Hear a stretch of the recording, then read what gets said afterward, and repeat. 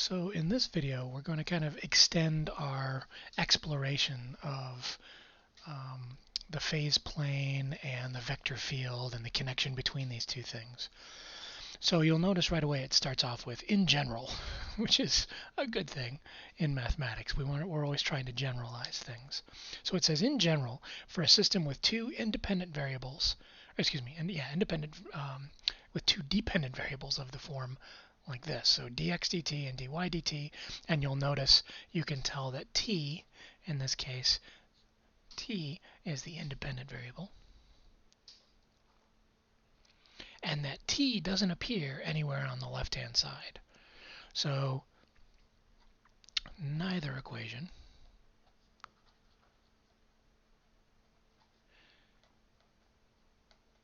involves the independent variable.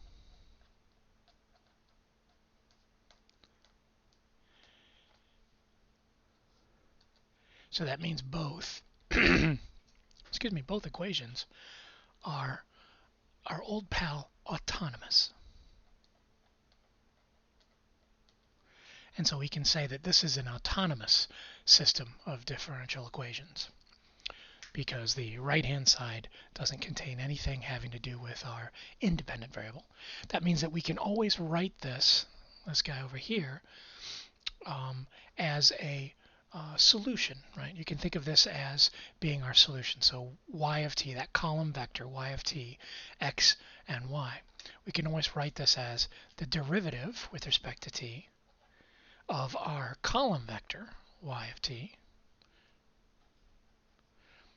That's going to be equal to, just like having the column vector dy dt or dx dt and dy dt, and that's going to be equal to our matrix f of x comma y up top and g of x comma y down at the bottom. And so this thing right here would be of the form of a solution for this system, right? Because whatever you plug in here for y, this side needs to be true compared to this side. So the derivative of that solution needs to be equal to f of xy on top and g of xy on the bottom. And so you can think of this as being equal to the capital F, the matrix form of our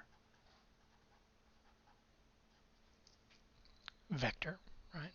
And another way, a final way of writing that is F, the matrix form of our x of t, comma, y of t, right? These are all just similar ways of writing the same thing. So this is our differential equations written as a single matrix equation, and you could also write it like this, you could also write it like this. They all mean the same thing. Now we can write our system of differential equations as a single matrix equation, right? Which we just got done doing up here. The derivative of our y of t is equal to, up top, the right-hand side of the first equation, and on the bottom, the right-hand side of our second equation. We don't need the simply as. That's the same stuff that we were getting at. And this really is a vector equation that represents the entire system. And so in this sense, you can think of that y of t, this thing right here, that's a solution curve on the xy plane. And that's what we would call the phase plane. So that means the derivative of this thing yields, well, if you've got a solution curve and you take its derivative, that means it's going to be the tangent vectors for the solution curve. Yields the tangent vectors to the solution curve. And so this is what we see, this thing right here, all these tangent vectors to the solution curve. That's what we see on the DE plot. All those little arrows pointing in different directions. And you get a sense of what's going on in the background. And that's because you're seeing all those little tangent vectors at any given point. And since this dt of our solution y of t, right, since that is equal to some matrix function of our solution, the tangent vectors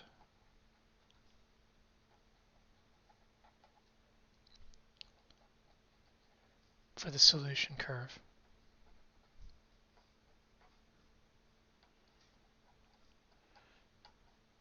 are given by the vector field itself.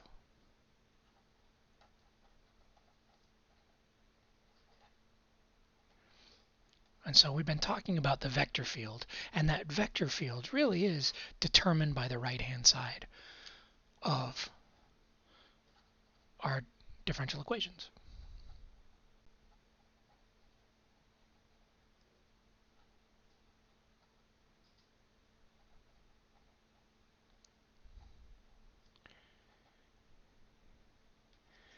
So if you know what the right-hand side of your differential equations are in your system, then you know everything you need to know about the vector field. You can actually determine that. That's what we did in the last couple of videos. And so kind of putting all this together, down on the bottom here, we can predict what solution curves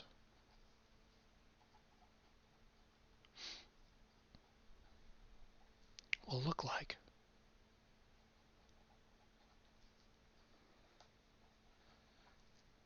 by examining the vector field. Examining, there we go, the vector field.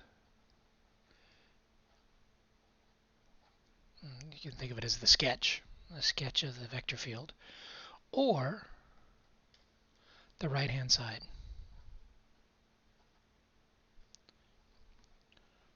of the DE system. Now this is kind of an obvious point. This is basically saying you can visualize what a solution curve looks like by taking a look at the DE plot, but you can just as easily visualize what the solution curve is going to look like by using the actual equations themselves. So it's not really anything new under the sun there, but it's an important realization that the vector field, as visualized by the DE plot, is a useful means of kind of getting a sense of what's going on with the solution curves. So on the next page at the top, it says big idea, and that always means something important. It says a vector field or direction field is like a holistic picture or a map of all the solutions to an entire system of differential equations. Now, we've seen this before when we were talking about the slope field, and the slope field kind of being a map for us. But this really is even more true when we're talking about the vector field, because remember, the vector field doesn't just tell you which way to go. It tells you how quickly to go in that direction. So there's a lovely little parking lot metaphor that's worth reading on page 172. And it's basically saying, imagine you're in a big parking lot and that there's arrows that are pointed on the pavement. And you're sitting in your car and you look down, look out the driver window, and you see an arrow. It says, go that way. And so you turn your car a little bit and you hit the gas and you go that way. And then you come across another arrow and it says, oh, go this way now. And you change direction a little bit, but the arrow's a little bit longer. And so that means go that way even faster. So those arrows really are the vectors. And those tell us which way to go.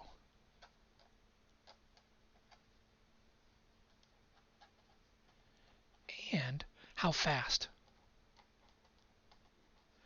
to travel in that direction.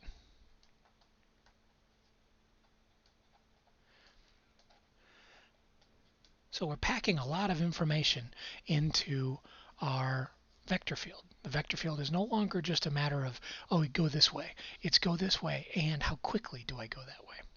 And so there's a couple of little kind of definition-y things down here that I'm just going to cover quickly. They're not super amazingly complicated here. Sorry, my paper's getting stuck up there. So equilibrium solutions on a phase plane. So if we have a phase portrait, and that's really just a geometric representation of several particular solutions. Remember, a portrait means we have several particular solutions on the phase plane. So a phase portrait is just showing, giving us a sense of what the entire system looks like, but with particular solutions to kind of guide our eyes. Each set of initial conditions is represented by a different curve or point, and phase portraits are important for studying dynamic systems. So vector field shows us arrows that gives direction and magnitude.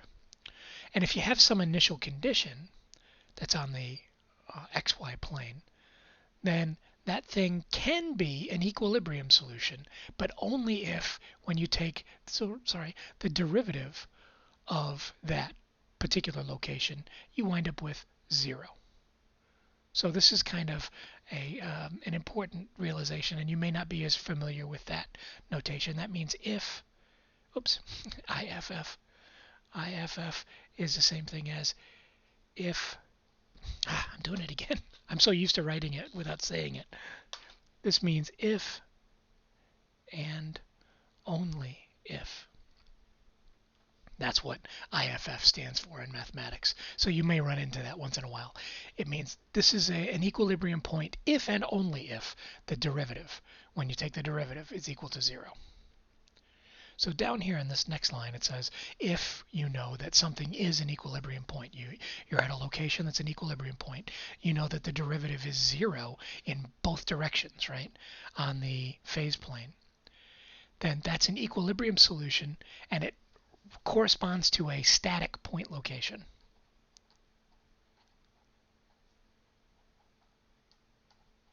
On the phase portrait, right? And so that means that means it's an x and y coordinate, but it doesn't move.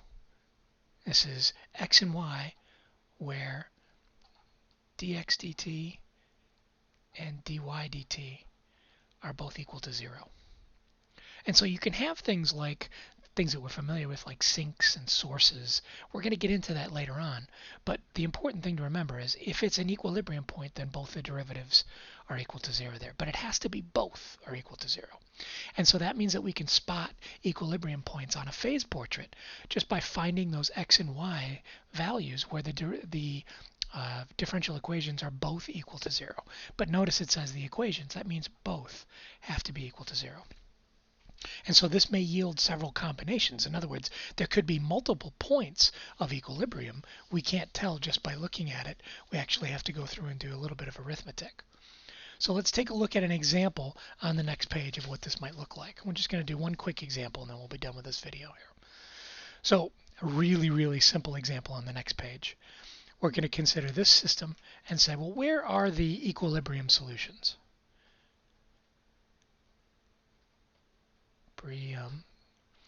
Solutions.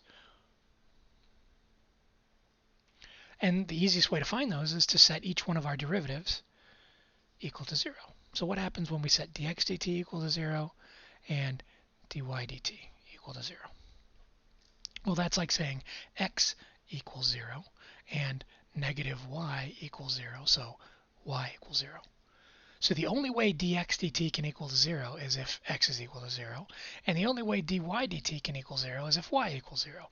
So that means that we really only have one location. So we expect the origin 0, 0 to be an equilibrium solution, an equilibrium point,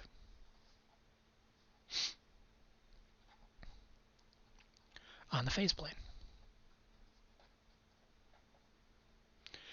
And the reason for that, kind of bring it back to the previous page, is because both dx dt and dy dt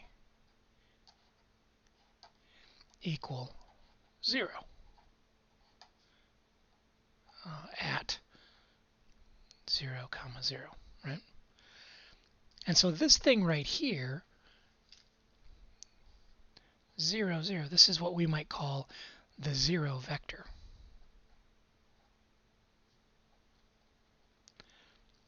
And the 0 vector is always considered a trivial solution, right? That's kind of the simplest of all possible solutions. But what about the vector field for other points? Since we know that's the equilibrium point and there's no other equilibrium point, what about some other places? So we can ask the question, what happens at these other locations? So we can say, at the point location, what do we see happening to the vector field? What's our expectation? So at the point location 1, 1, the vector field is going to be, well, if we plug it into our equation, dx dt would be 1, dy dt would be negative 1. So the vector field we expect to be 1, negative 1. And we'll get into what that means here in a second. Let's do the other two before we get too far here. So we've got negative 1, 1. And so we can plug that into our differential equations. So dx dt would be negative 1, and dy dt would be negative 1. So this is going to be negative 1, negative 1. And then last but not least, there's 1, negative 1. And doing the exact same process, we find out that we expect 1, 1 as our vector field value. And so what that means is, for this first one, this is saying at the point 1, 1, the solution moves right 1, down 1.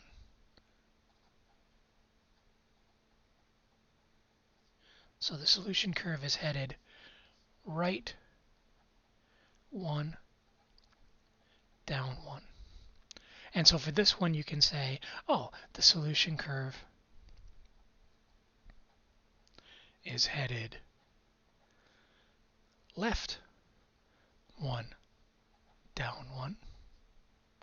And so the solution curve for this one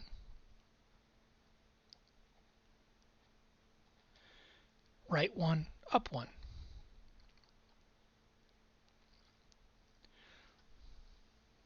And so let's take a look at what Maple shows for the DE plot for the vector field on this. Let's take a look at what it looks like.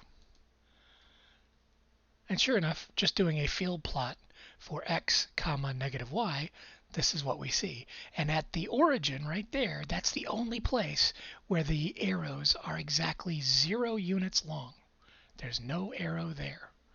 Everywhere else, there's going to be an arrow. Some of them are pointing this direction, some of them are pointing this direction. And if you look at the point 1, 1, right where my crosshairs are, the arrow looks like it's pointing down and to the right. Sure enough, right 1, down 1. That's what we predicted.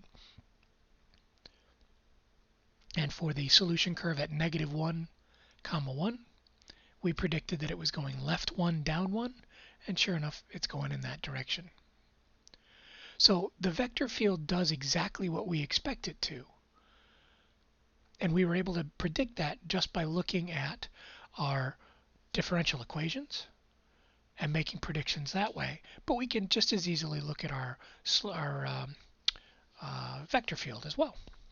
So down on the bottom, you can also describe kind of a qualitative picture of what's going on.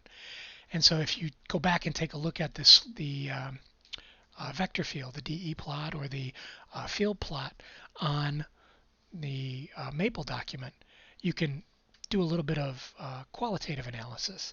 And so you might notice that in any initial condition, if you start in quadrant 1 or 4, so I'm going to flip back over so you can see it. If we start in quadrant 1 or quadrant 4, no matter where you start, it looks like all the arrows are going to be pointing and making you head along the x-axis.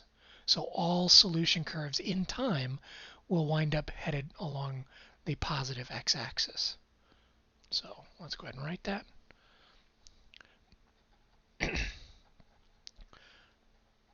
Solutions head toward the positive x-axis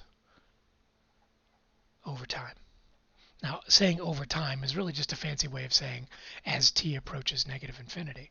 But what if you looked at any initial condition in quadrant 2 or quadrant 3? Now, you probably could tell by the Maple document, but flipping back over, if you're in quadrant 2 or quadrant 3, everything heads towards the negative x direction. No matter how high you start, everything kind of drops down, or how low you start, everything heads up towards the negative x direction. And so all solution curves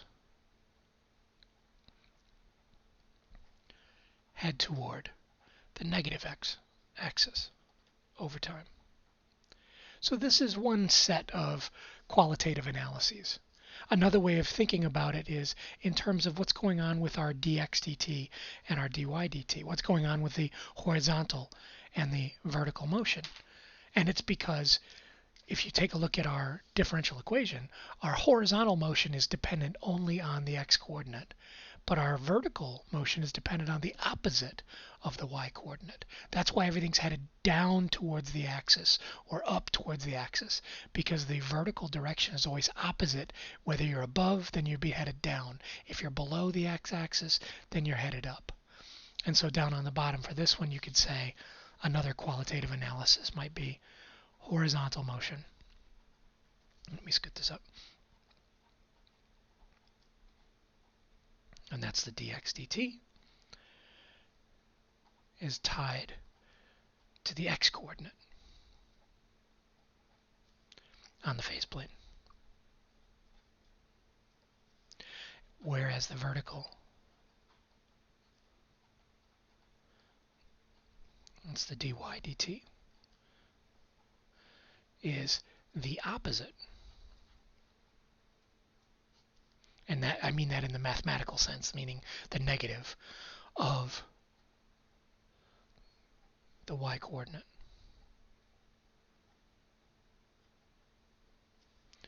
And so that's why we see this motion. A qualitative analysis of the equations could tell us that and what to expect as well. So that gets us to the end of this example. There's, I think, 2 more examples in this, and we'll do one video for those 2 examples, and then we'll be done with this section.